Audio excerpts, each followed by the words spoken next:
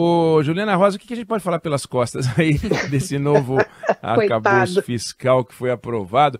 É importante, né? Uma vitória importante, uma vitória expressiva. E ao comentar, o ministro Fernando Haddad chegou a dizer o seguinte, olha, e que vem por aí então agora reforma tributária. E é isso, né? Porque agora as atenções se voltam, imagino, para a reforma tributária. É isso, Juliana? É isso, Oineg. Boa tarde para você, para a Débora, para o Fábio, para o nosso ouvinte. Feliz aniversário, agora pertinho, virtualmente pertinho, pelo dia de ontem, Oineg. Obrigado. E olha, a gente hoje tem a repercussão da votação, porque a votação na Câmara dos Deputados das novas regras fiscais foi ontem já à tarde da noite. A gente nem achava que ia ser votada a regra fiscal ontem e no final do dia a gente ficou sabendo então que ia ter a votação. Foi tudo bem articulado ali durante todo o dia e o mais importante na repercussão de hoje, que a gente vê inclusive nos números do mercado financeiro, com dólar em queda, os juros também passando a precificar uma queda maior de juros no Brasil ao longo dos meses. Isso aqui mostra que a segurança aumentou em relação às contas do país. Você pode até debater, e tem um debate grande, se a regra faz com que haja uma segurança sustentável. Os analistas dizem que não, que eles acham que a regra faz com que o governo Lula se comprometa com uma regra que segure o crescimento do gasto público. Então, você tem uma previsão de quanto que o governo vai poder gastar, mais ou menos ali, respeitando, e o mais importante foi o que colocaram ali em cima da hora, que era respeitar o nível de receitas, porque a grande preocupação até ontem à noite era que o governo tinha colocado ali uma brecha de que, o Congresso, aliás, né, que abria espaço para o governo gastar bem acima do previsto já de largada no ano que vem. E aí, ontem à noite, eles redigiram novamente o texto, colocando que o governo só vai poder gastar se tiver as receitas disponíveis. Se não tiver receita, o governo não vai poder crescer as despesas na proporção que estava no texto anterior. Então, foram colocados ali alguns dispositivos, é bastante complexo, viu, Eneg? Até os especialistas demoraram a entender, e quando a regra é muito complexa, acaba não sendo muito transparente também, porque se falava que o gasto a mais seria de 80 bilhões. Aí o Cajado, o relator, falou, não é isso tudo não, é 12 bilhões. No final das contas, a gente sabe que não vai ser pelo máximo, ali do permitido, o gasto pelo teto, mas também a gente não sabe quanto vai ser, qual é esse valor a mais. Então, o que eu sinto hoje é que você tem um aumento de percepção de melhora ali de risco, você tem um ambiente melhor para a economia, mas você tem uma série de questionamentos ainda em relação à sustentabilidade dessa regra, Ineg. Mas é aquilo, né?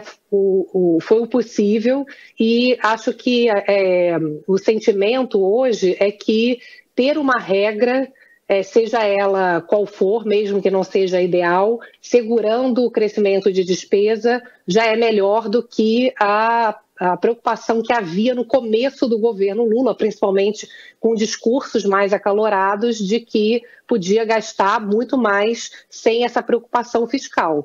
Então, é aquela coisa, se evita o pior, se evita um risco maior, mas está longe ainda do que os especialistas ali em contas públicas consideram o caminho ideal. E agora, Eneg, daqui para frente é isso que você falou, reforma tributária. Ontem o discurso também foi de que os acordos estão sendo costurados. O próprio, quando a gente entrevistou o Bernardo Api, né, secretário especial de reforma tributária, disse que desde a Constituinte não se tinha um ambiente tão bom, tão favorável para a aprovação da reforma tributária. Agora, a gente sabe que é um tema bastante espinhoso e que essa votação ampla que teve ontem no arcabouço fiscal não necessariamente se repete na reforma tributária, né?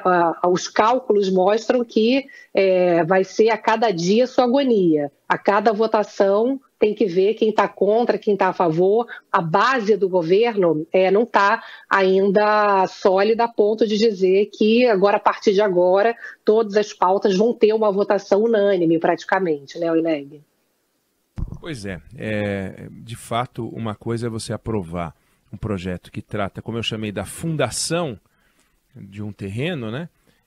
E você aprovar um projeto que realmente tem a ver com uma construção, e aí pode dar muita discussão. Eu não quero bay window, eu gosto do colonial, eu prefiro o estilo não sei o quê.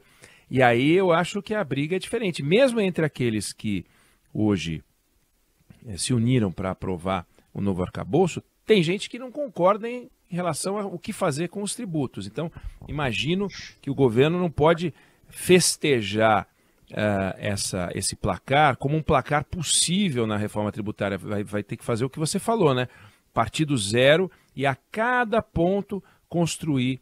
E nós vamos acompanhar aqui, Juliana Rosa está de olho nisso, imagino que é o projeto do primeiro ano, né, Juliana? Esse o projeto do primeiro ano. É o mais importante, não tem. E é da reforma tributária que vai sair o dinheiro para poder equilibrar as contas. Exato. Também, né, Inês? Fundamental. Então, ou seja, uma coisa está ligada à outra, né? Você, pelo que você conversa, entende que a reforma tributária tem realmente chance de passar esse ano? O Arthur Lira tinha dado alguns prazos, ele falava em maio como votação, já não foi, mas agora ele fala em antes do recesso, para daí então ir para o Senado, iniciar um trabalho na tua percepção, nas conversas que você tem. Teremos reforma tributária até o final do ano ou teremos uma reforma tributária, qualquer que seja ela? Alguma coisa sai, você acha, ou corre o risco da gente ficar virando o ano? Porque se a gente virar o ano, significa que os primeiros impactos serão, apesar pelo princípio da anualidade, a gente só vai ter o impacto em 2025, né? Aí fragiliza um pouco o governo, não? É verdade. Eu acho que pode sair alguma reforma, viu, Eneg? Não sei se dá para a gente cravar que vai ser uma boa reforma, porque você tem um amadurecimento no debate em relação à reforma tributária que vem sendo construído há muitos anos e a gente está num momento em que, conforme os setores, conforme eu converso com setores diferentes, cada um quer algum tipo de exceção, cada um quer uma alíquota diferente do que o outro quer. Então, esse consenso vai ser muito mais difícil de chegar, porque isso, todo mundo sabe que precisa ter uma reforma tributária, uma simplificação para pagar impostos que sejam... Que estimulem a produção do país e que não punam, né, como é hoje, que ajudem na redução de desigualdade, já que o pobre hoje é muito mais tributado do que o rico. Então, todo mundo concorda com os conceitos básicos. Agora, ali no detalhe, tem uma discussão grande ainda de quanto é que deve ser a alíquota, como é que é a transição.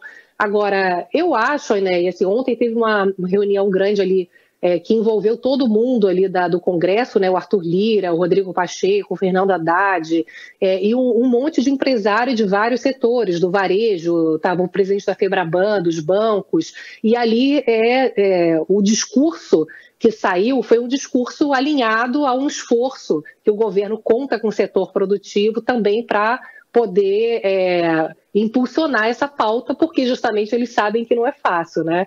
Se fosse fácil, já teriam feito, mas acho que a gente tem chance, sim, Oineg.